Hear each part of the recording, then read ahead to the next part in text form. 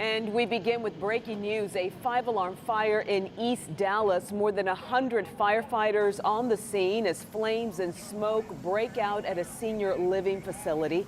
Thank you for joining us. I'm Cynthia Izaguirre. And I'm Chris Lawrence. This fire has been burning for more than 3 hours, and the smoke is so thick. People in the area say they're having a hard time breathing. Yeah, it's all happening once again, like we said, in East Dallas. This is just west of Buckner Boulevard off of John West Road. Morgan Young is live there on the scene where dozens of older residents were evacuated. Morgan?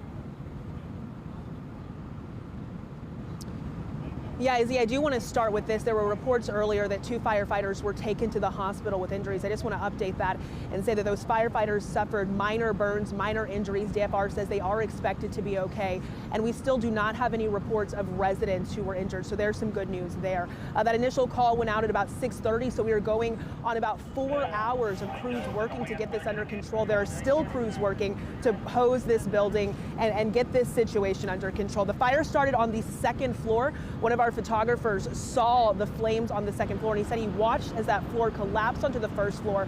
And about an hour and a half ago, we watched as flames were coming through the top of this building. And this is a 3-story senior living facility. So that 2nd floor collapsed and the flames were coming out of the 3rd story. And earlier tonight, we actually spoke with a woman who says that she lives on the 2nd floor of this building where this fire started.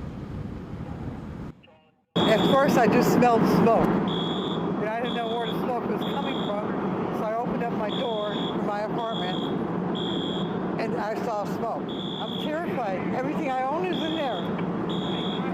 What am I going to do if I lose everything? I don't have anything. This is everything for me. And you know, when you think about the people who live here, the signs that are out here advertising for people to lease here are asking for residents 55 years and older. We saw quite a few people with disabilities and who are talking about different health conditions, using walkers to get around. So these are the people who are living here. Good news, luckily, again, no reports of residents being injured at this time, but we were speaking to quite a few of them who were having difficulty breathing out here, who were trying to get in touch with loved ones out here, and who were having difficulty moving once they came out of that building. Izzy? Yeah, Morgan, you talk about the difficulty breathing, and as I see these elderly people, and then I'm reminded of the video you posted earlier tonight on Twitter describing to us just how thick that smoke was. Yeah, Izzy, so we're on the road that we're on now. This building is kind of shaped like an L, so it goes around to a street that's perpendicular to this one. So that is actually where we started tonight. I'd say we got here at about 7:15. So in that time, about an hour, the smoke got so thick, we were having a hard time breathing. So we were watching residents who were struggling to breathe as well. Some of them started wearing the masks that we've been wearing through the pandemic.